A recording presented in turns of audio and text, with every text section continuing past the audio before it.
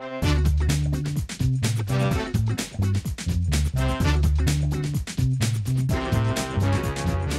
une boulangerie, mais ce n'est pas qu'une boulangerie, puisque c'est un lieu de restauration rapide.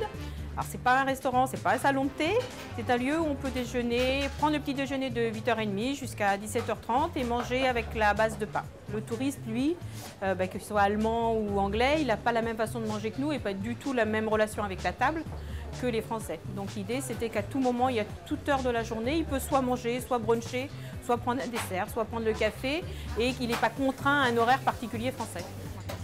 La période non touristique, on va dire l'hiver, représente à peu près que 30%. Le reste, ce sont des touristes franciliens.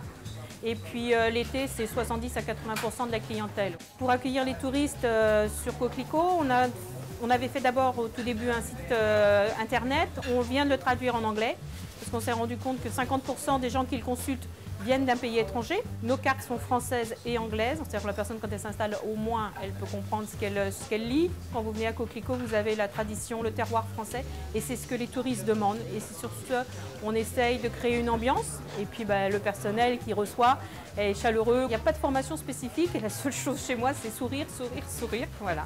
Et puis après, c'est vrai, ce qui manque, c'est la langue. Mais on se débrouille, on arrive tous un peu à parler anglais et à trouver les termes qui font qu'on peut accueillir.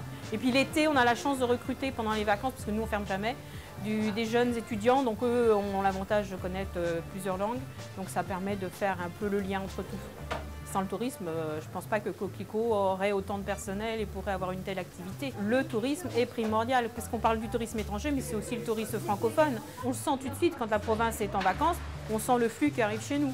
Donc non, le tourisme pour moi, c'est oui, c'est vital, plus que vital.